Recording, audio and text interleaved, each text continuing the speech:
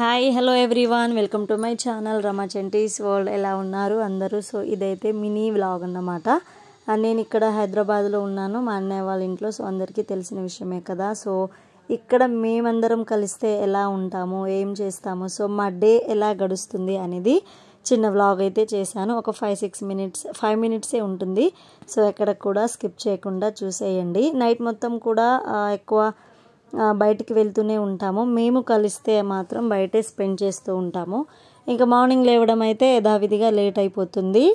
మేమైతే ఇప్పుడు 10కి లేచాము. సో 10కి లేచేసి పిల్లలైతే ఫ్రెష్ అప్ అవుతున్నారు. ఇంకా మన ఇంట్లో ఉంటే మనం టైం టు టైం లేచేసి అన్ని పనులు చేసుకుంటాము. కానీ నా విషయంలో ఏంటంటే అన్నయ్య వాళ్ళ ఇంటికి వచ్చినా కానీ లేదంటే అమ్మ వాళ్ళ ఇంటికి వెళ్ళినా కానీ చాలా బద్ధకంగా ఉంటుంది. సో అసలు లేవబుద్ధి కాదు, ఏం పనులు చేయబుద్ధి కూడా కాదు. ఇంకంతే కదా, ఎవరింట్లో అయితే వాళ్ళు చేసుకుంటారు. సో మనం ఎక్కడికైనా ఊరు వెళ్ళినప్పుడు మాత్రం ఇలాగే అనిపిస్తూ ఉంటుంది. సో మీలో ఎంతమందికి ఇలా అనిపిస్తుందో కూడా కామెంట్ చేసేయండి. ఇంకా మా పిల్లలైతే ఫ్రెష్ అప్ అయిపోయారు. ఇంకా నేను కూడా బ్రష్ చేసేసుకున్నాను. మా వదిన అయితే ఈలోపు ప్రిపేర్ చేస్తూనే ఉంది బ్రేక్ఫాస్ట్. సో పిల్లల కోసం దోశ వేస్తుంది. ఇంకా వాళ్ళైతే మిల్లెట్ దోశతో పాటు పైన క్యారెట్ కూడా కావాలి అన్నారు. సో క్యారెట్ దోశ వాళ్ళు తినేశారు. ఇంకా మాకు ఉప్మా చేసేసింది. ఉప్మాలోకి నేను పికిల్ వేసుకున్నాను.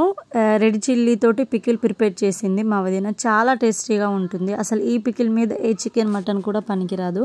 నేనైతే మొత్తం డబ్బా ఖాళీ చేసేసాను ఇక్కడికి వచ్చినప్పటి నుంచి. ఇంకా అలా బ్రేక్ఫాస్ట్ అయితే అయిపోయిన తర్వాత టీ ఆర్ కాఫీ ఏదో ఒకటి ఉండాలి కదా అని చెప్పి కాఫీ కలుపుతున్నాను. ఇక్కడ కాఫీ నేను బెల్లంతో కలుపుతున్నాను. చూసారు ఎవరైనా? ఫస్ట్ అయితే కాఫీ పౌడర్ అండ్ బెల్లం కూడా యాడ్ చేసేసి ఇంకా డైరెక్ట్గా అన్ని పాలు ఇందులోనే పోసేసుకున్నాను, ఒక్క గ్లాసులోనే. సో ఈ కాఫీ మొత్తం నాకే కాదు, ముగ్గురికి అన్నమాట. సో ముగ్గురం కూడా స్ట్రాంగ్ కాఫీ తాగేసాము.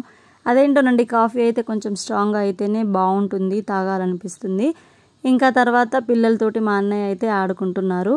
సో కొద్దిసేపు అలా టైం స్పెండ్ చేసేసినాక ఇంకా ఆఫ్టర్నూన్ అయిపోయింది. అందరం కూడా ఫ్రెష్ అప్ అయిపోయి బయటికి వెళ్ళే పని అయితే పెట్టుకున్నాము. ఎందుకంటే చూసారు కదా, ఈ బ్యాగ్ నిండా అయితే బట్టలు ఉన్నాయి.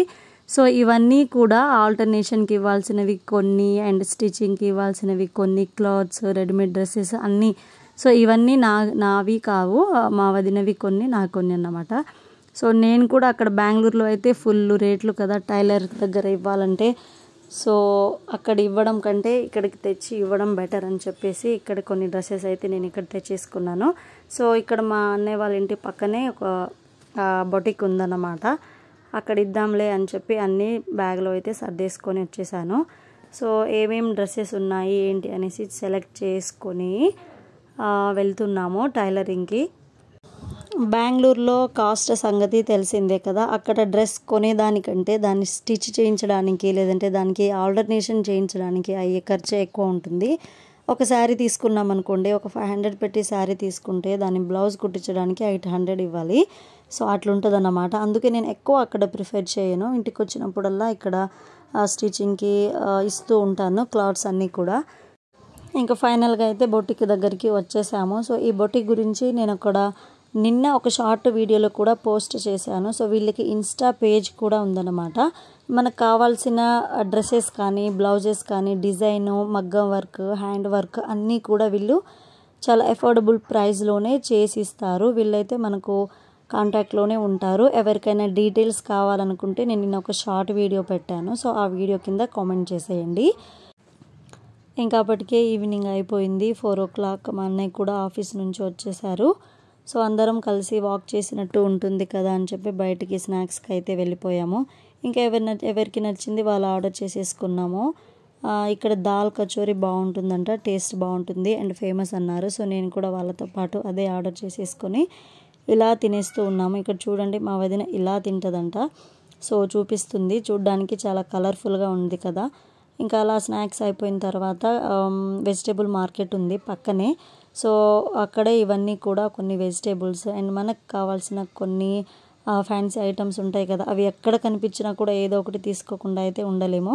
సో అలా షాపింగ్ చేసేసుకొని ఇంటికి వచ్చి గోంగూర పచ్చడి చేసుకున్నాము. దాంతోపాటు కొన్ని గోరుచిక్కుడులో ఫ్రై కూడా చేసేసి ఇలా లైట్గా డిన్నర్ని కంప్లీట్ చేసేసాము.